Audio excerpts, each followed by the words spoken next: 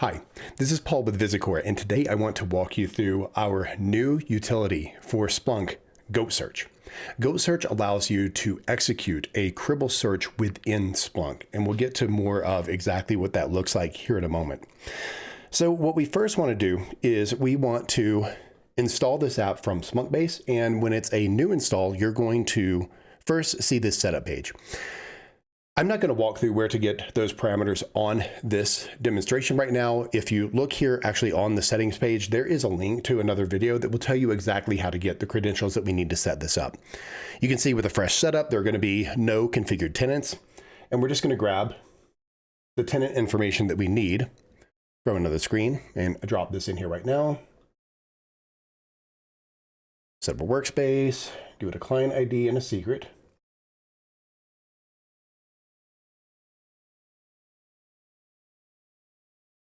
We want this to be our default tenant, and we are going to go ahead and click that add. You can see that it refreshes here. We've already got it set as our default right here. If we had forgotten to do that, we would have this make default button.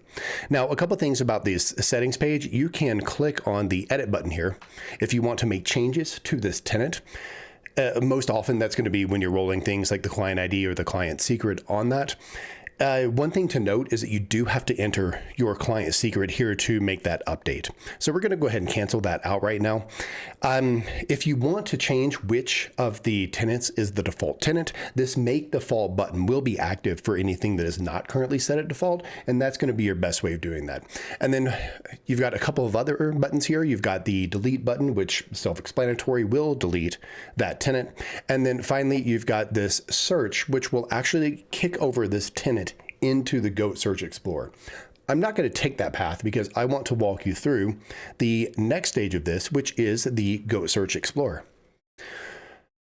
So what this does, this allows you to craft the GoatSearch command, not necessarily knowing how the command looks. So we can see right here that we've got the generated Splunk search query. This is the Cribl, the KQL query in there, and we'll get to all these inputs in a moment. But if I just click this open and search right here, this is going to take me right over to a search bar and start executing that. Now, because I have a default tenant set, I don't need to specify any of the tenant parameters. I don't need to specify literally anything other than the Cribl search. So it's going to take just a moment for this to come back. One thing I want to mention is it may be worthwhile to prototype this out in Cribl search first before passing it in here through GoatSearch, because you have to know KQL obviously to build them. So we've got this populating here and it's running over the last 15 minutes. Another thing to point out is that these searches are going to respect the time range picker right here. So over the last 15 minutes, notice that we limited it to 1,000. Well, we got 1,000 replies back.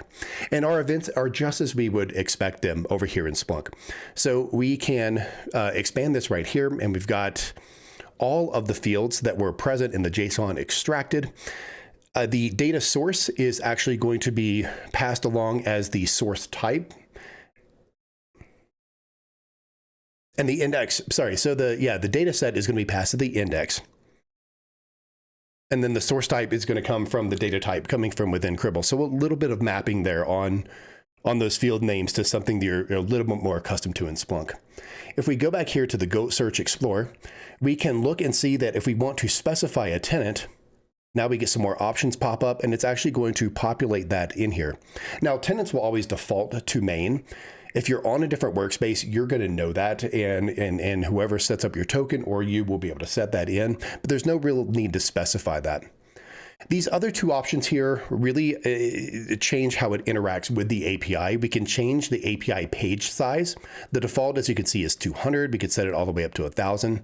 Obviously, changing the page size higher is going to result in fewer requests to get those search results back, but you're going to have much larger payloads when they come in, versus if we drop that back down to 100, then that's going to be more requests, but smaller payloads.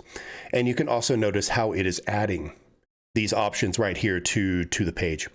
So we're going to clear that. And then finally, the sample ratio, the default, and again, keep in mind, if you don't change any of these, they're going to execute at defaults.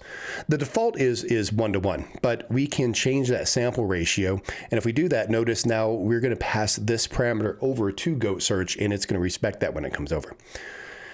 We can change the time range picker. You're not actually going to see anything change on this because we changed that time range picker. What's going to happen is if you click this open in search, then it is, in fact, we can do that. Let's just go with relative and we'll go with, say 1 minute ago.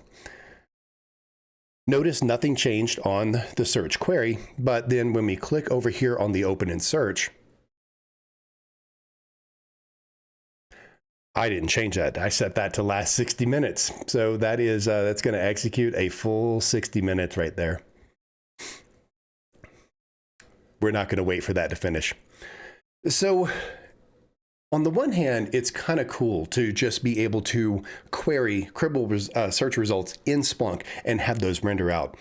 But think about how this can actually be used. You could do automated replays with this based upon a safe search and a set earliest, latest time, as well as if the data set is configured in Splunk. So think about firing that off in response to alert conditions that come in. You could do that in a couple of ways. You could pass a pipe send here to the Cribl Search itself. And what that's going to do is on Cribl Search, it's going to send it through whatever is configured as your worker group. You can specify a worker group here and send it through. That's going to go through your pipes and your routes, and that's going to go to whatever destination is configured on Cribl. But the Splunky way of doing that, if you wanted to just take these search results, would be you could then pipe it to a collect command, specify an index, and now you can index those results locally so that you can then play them back. And again, this is back over 15 minutes. We could absolutely run this to a date and time range, in the past, and pull that in and really, really narrow down the scope of those search results. So again, just to recap a little bit, setup, you can get these tenant settings from this video right here if you don't know how to do that. You can manipulate your tenant or edit, add tenants, delete tenants, all from this setup page. The GoatSearch Explorer is going to allow you to dynamically create a GoatSearch based upon your selected parameters. And again, you can feel free to edit your Cribl Search query here. Time range then will get sent back over to the... I don't like the fact that didn't work a moment ago. So why don't we go with, say, 1 minute ago, and actually hit apply. That way it sticks. Now, if we open it in search, now we can see it comes through in the last 1 minute. So that's what I meant to do before. And this one actually should end a little bit more quickly. It is worth noting that for now, the search does actually have to complete before we go in and start batching the results off of it. So follow search best practices. Restrict your search set to only what you need on that. Use things like the limit, use qualifiers on your search. And ultimately, if you do need to set this as a really, really large job, you would want to set it as a scheduled search, send it to the background, and then have it run unattended. And that's going to be something like for what I talked about with the automated replay. And now we can see here, we've got 82 events over this 1 minute span. We had set our limit to 1,000, and the fact that we only got 82 back meant that we're not hitting that limit. And we've got all the way from the 2-second mark to the 1-second mark of the current minute. So there we go. That's been GoatSearch. So we really hope that this is useful to you.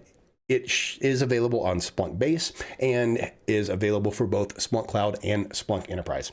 So if you have any recommendations on how we can make this better, please feel free to reach out. Let me know. We are at splunkbase@visicoretech.com, and we hope you enjoy using this as much as we enjoyed making this. Bye.